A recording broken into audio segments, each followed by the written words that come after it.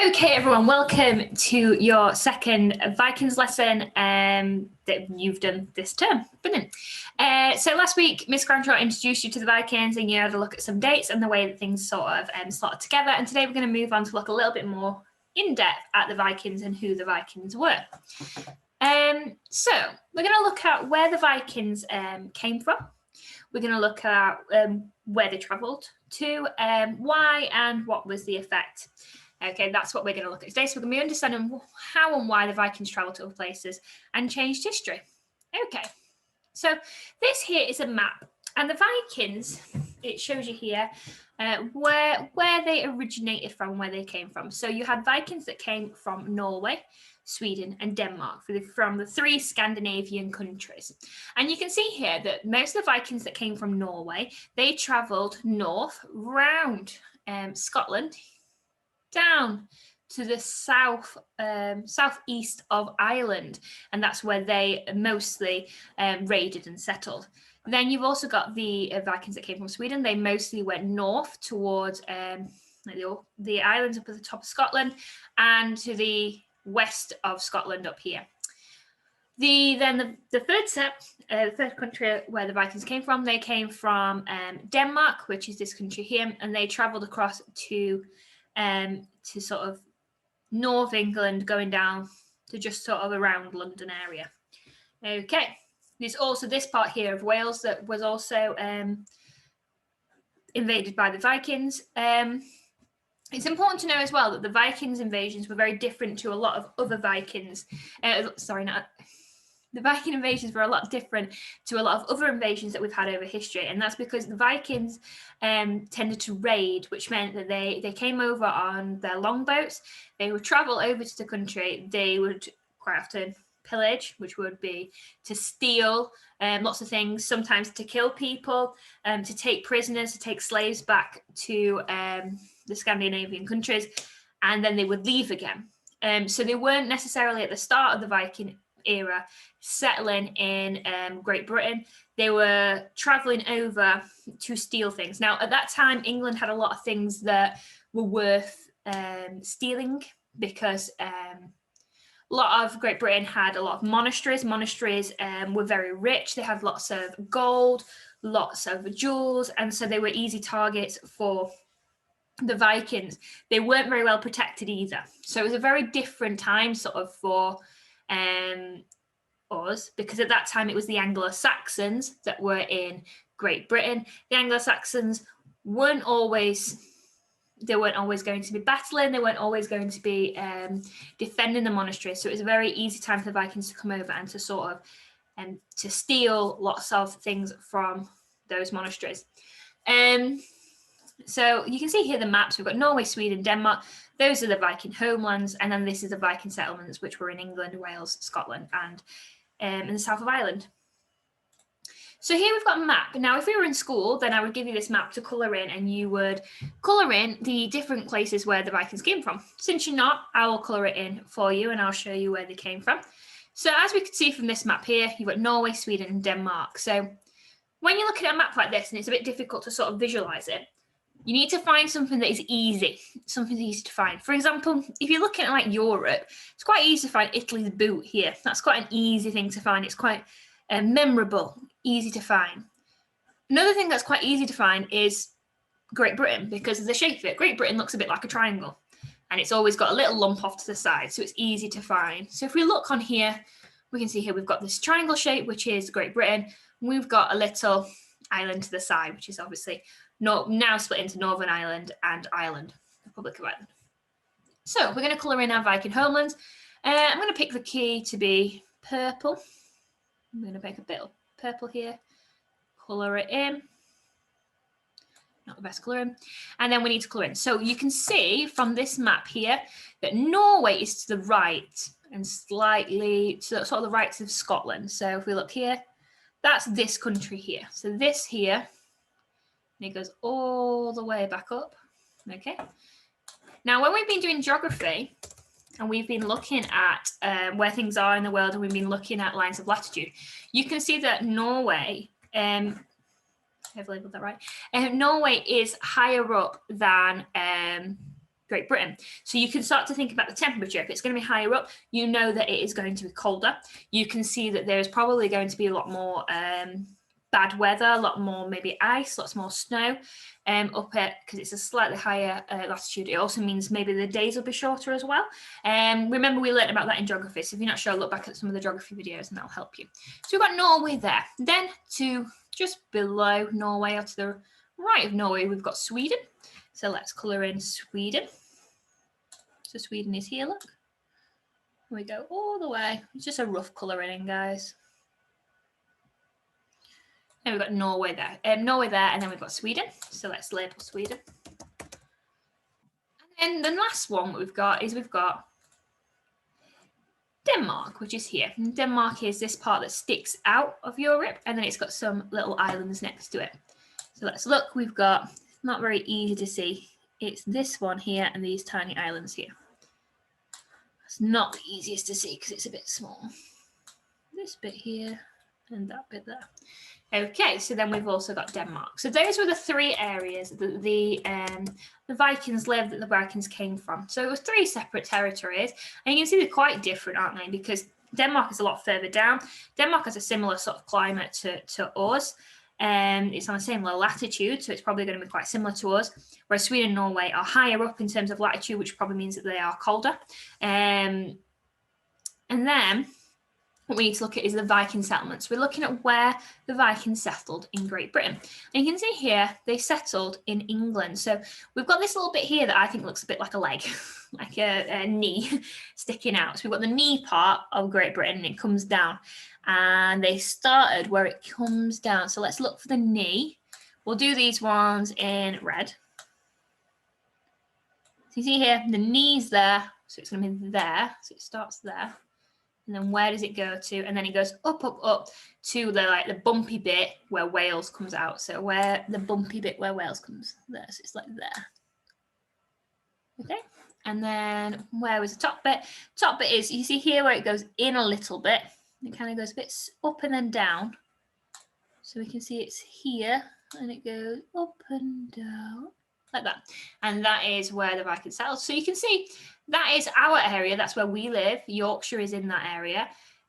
So we've got, in fact, we will learn a bit about it further. And if we were, if things were normal, then we would go on a really good trip to the Jorvik Viking Centre, which is in York, because Jorvik is the old name, the Viking name for York, which was the Viking capital of Great Britain, or it was at some point during the Viking Age. Now, it's also really important to remember that when the Vikings came, it was when the Anglo-Saxons were still here. Anglo-Saxons at this point, they were the people that were living in Great Britain. The Vikings came to them. So the Anglo-Saxons didn't disappear, they didn't vanish, they were here at the same time. So a lot of what we're going to be looking at is how they both interacted with each other, which would be quite interesting actually, because we've never looked as in depth in it as we are going to do this time. And it's quite interesting finding out all about the sort of relationship the Anglo-Saxons and Vikings had. Then we've got here, left-hand side of Scotland, where it all goes a little bit islandy. Let's just see, like here. Oh, it's hard on this one. Like there. And then we've also got this little part of Ireland. See where that bit sticks out? It just goes in. So you can see here, oh, it must be that there. Let's just check again. Again, like I said, if we were in school, you'd find this much easier. Ooh. Okay, and we've got that part there. So you can see now where they travelled. And we can also just quickly, and we would do this if we were in school, just draw the arrows of where they're going. So Norway, they travelled up here. It's hard to draw with the mouse. And they came down, and they came down here, and they settled in South Ireland. Then we've got Sweden, that they came up to Scotland. Now, obviously, some of them might have moved a bit further. You know, it's not saying that anyone that was in Sweden didn't go towards England. Of course, they probably did. And then Denmark came straight across. Denmark had the easiest journey, didn't they? The Vikings from Denmark had an easier journey, didn't they? A bit of a straightforward journey. Okay, so let's have a look now. So now we're going to talk about why did the Vikings travel today. Okay, so the Vikings originated in Scandinavia, which is made up of 3 countries, which is Denmark, Norway, and Sweden, as I've already said. And they lived peacefully, farming land and raising livestock. So for the most part, the Vikings were just farmers. They lived in the Scandinavian countries. They farmed the land just as the Anglo-Saxons would have done in Great Britain. So very similar. However, in 787 AD, the first Viking raid took place in Britain. Why? Why would these peaceful farmers, traders, and fishermen want to brave the treacherous North Sea and raid Britain? So something had changed in 787 AD that meant that the Vikings wanted to travel, wanted to come to a different country. And so that's what we're going to look at today. We're going to look at sort of the 3 main reasons why the Vikings decided to move. So the first reason that the Vikings traveled thousands of miles across the sea from their homeland of Scandinavia were that they were farmers, fishermen, seafarers, and traders, and is that their homeland was too difficult to make a living on. So the Scandinavian countries, I've already said, they're a little bit further north. They're harder to make a living on. A lot of that area is really mountainous. It's really high up. It's hard to grow crops there. It's hard to have livestock there. So they were finding it increasingly difficult to sort of make a living there, to be able to survive. So as it says here, very high mountains, it's covered with thick forests, whereas Britain had flat, fertile land that was ideal for farming. So the farming land in Great Britain was a lot flatter. It was a lot easier to cultivate. It was a lot easier to grow crops on, whereas it was a lot more tricky in the Scandinavian countries. So this was, again, one of the reasons why they needed to change from being peaceful farmers to think about becoming something different and to acting in a different way. As well as not having enough flat land to farm on, in Scandinavia, the soil was also sandy and it was not good enough to grow crops. So they couldn't grow the crops that they wanted to grow in Scandinavia because the soil wasn't fertile enough. It wouldn't support the crops. It was too sandy, wasn't good enough to grow crops. So you can start to see here, we've kind of got 2 reasons already. So hard to farm in Scandinavia. It's hard to farm in Scandinavia. Hard to grow crops. So you can start to see that it was very different for them there than it would be here. So I suppose once the first Viking raids occurred on Great Britain, that word of mouth, the fact that Great Britain had fertile soil, would have been passed back, and it would have been passed back to a lot of Vikings in Scandinavia that were finding it really difficult. So therefore, the Vikings had to travel across the seas to find better land to farm on. So some of those people that did come across in the Viking age, they came across to become farmers. They couldn't live off the land that they had, so therefore they needed to come somewhere else. Some of them chose to come to Britain. So they chose to migrate, to move, just because their land wasn't fertile enough, just because Britain had better land to farm on. They could make a better living. They were more likely to survive. So we can sort of see that's one of the reasons. So when we're doing your work later, that's one of the reasons you can look at. Okay. In addition, as the farmers had more children, there were not enough good land for everyone to share. Only the eldest son would inherit the family farm, so the younger brothers had to make their living elsewhere. This is when the men began travelling to explore other countries. At the beginning, they only travelled to trade their goods, but eventually began to raid and settle in many other countries. When they found somewhere they felt was suitable, they sent for more members of their families to come and create a new settlement. So here you can see that the amount of land so they didn't have great land anyway. Already didn't have great land. But that land would only be passed to the eldest son. So if they've got 10 children and they've got 6 sons, then 5 of the sons are not going to be inheriting any land. So they need somewhere to go. They need to be able to make a living somewhere. So where are they going to go?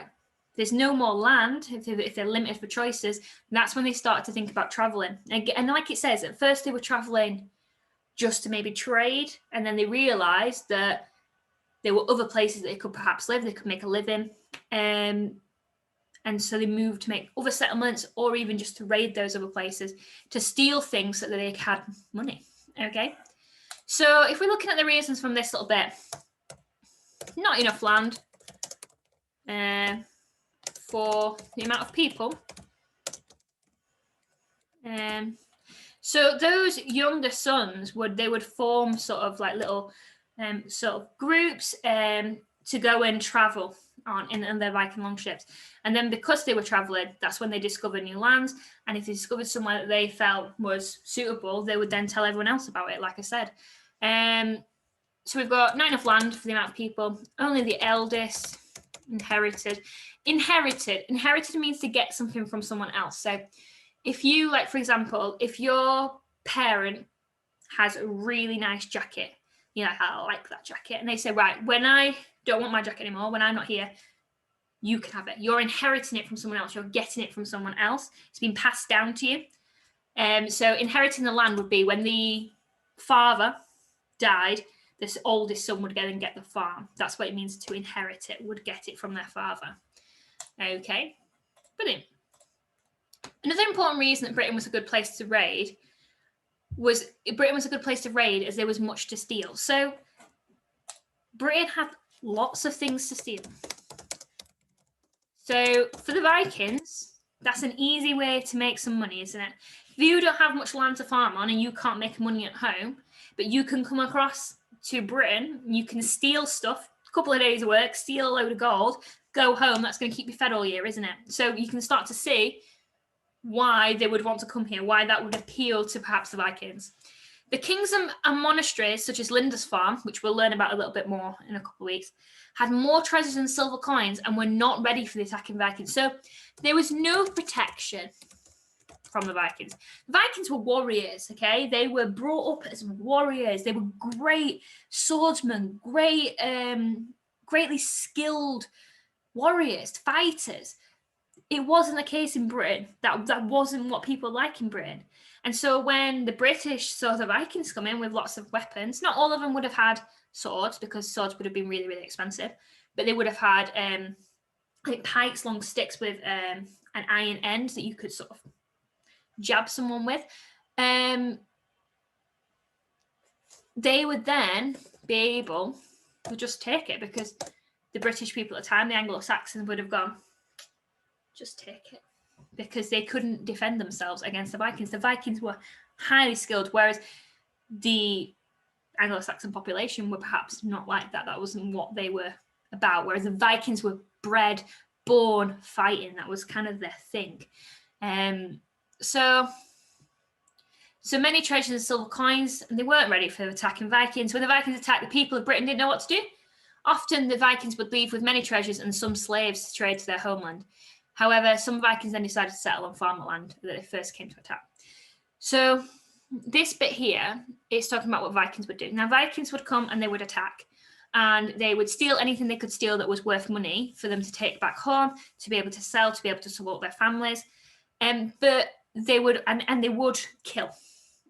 That's another thing that Vikings to do. They were fighters. They would come, they would kill people, they would steal things, and then they would leave again. They also took slaves. So that was another thing that they did do. And they took a range of different people to be slaves. They took monks quite a lot. Monks were very highly educated. They could read and write, whereas the Vikings didn't have a writing.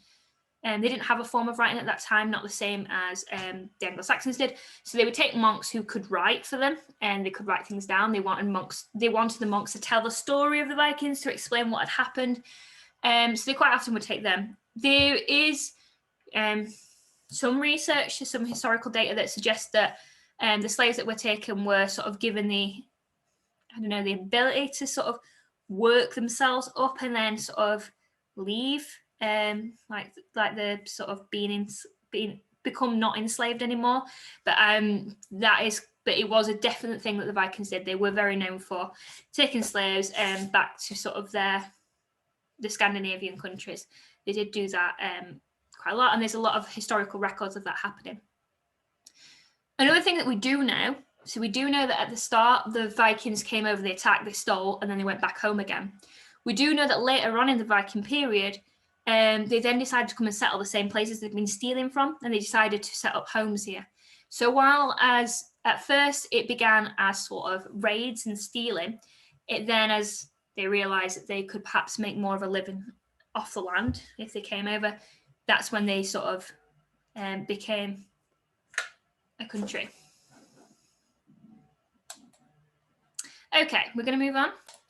Okay, we'll move on from there. Okay, so just to finish it off, sort of, many people did think that Vikings were only bloodthirsty warriors who only wanted to kill and fight, and some of them did.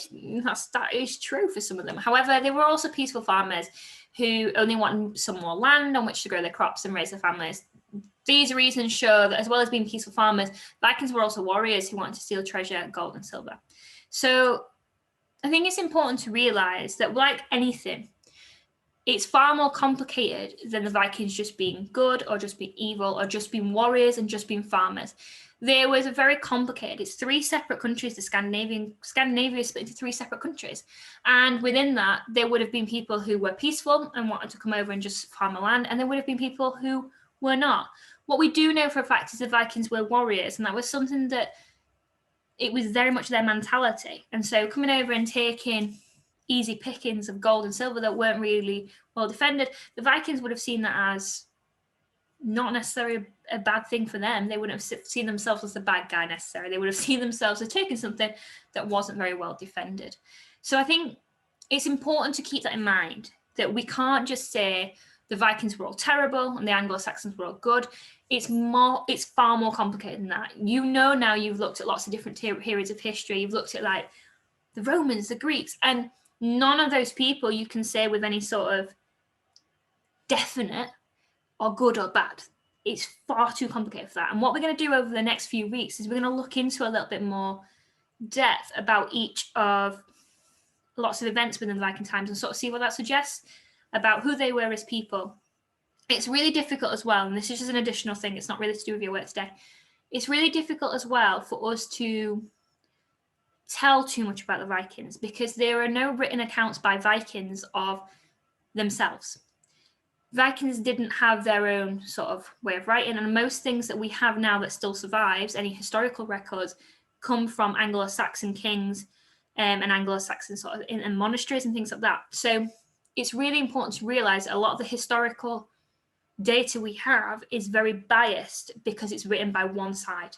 And so we don't always know, and it's really difficult to know what a true Viking was like because we've only got the Anglo-Saxon version of events. And if someone was coming to steal all your gold, you probably wouldn't be very favorable towards them. And that's what we kind of find with the historical data. As we go through the Viking Age, there are more written accounts, and it does get easier as we move into sort of looking at Jorvik and things like that, because there's so much evidence that you can find there about that sort of time period. But that's for another day. So today's work is you've got a few questions on your assignment based on what I've said in this lesson. It's looking at the 3 countries that they came from, which is the Scandinavian countries, which is Denmark, Sweden, and Norway. It's looking at where they settled. So they settled in England, Scotland, Ireland, and part of Wales. It's looking as well at why they came here. So we talked about the fact they didn't have much land to farm. They talked about the fact that their land wasn't very fertile. It wasn't good soil. We talked as well about the fact that Vikings had several children and only the oldest would inherit the land. So the younger children had to find somewhere else to go. They had to find their own way in life and they had to find their own way of surviving. And one of that was to come over across and to come to Britain. We looked again at the fact that they also, another reason they came here was because it was easy to steal things. Britain had lots of gold. Britain had lots of silver. Wasn't well defended. It was very easy to take. So you can start to see the main reasons why the Vikings did choose to come here. And then we'll find out a little bit more, maybe in a few weeks, about why they chose to stay, because that, again, is different as well. I hope you've enjoyed the lesson. The Vikings are incredibly interesting, and we only really scratched the surface. So if you ever want to do any independent research on that, I really recommend it. There's the Jorvik Viking Centre. If you put that into Google, you'll be able to find the Jorvik Viking page, and it has got loads of historical information on there about the Vikings. We won't get to go to Jorvik this year, but if you can convince your parents, perhaps, if they are looking for a family outing for you to go to, when things are open again, I really recommend that you go to Jorvik and you go to the Jorvik Viking Centre.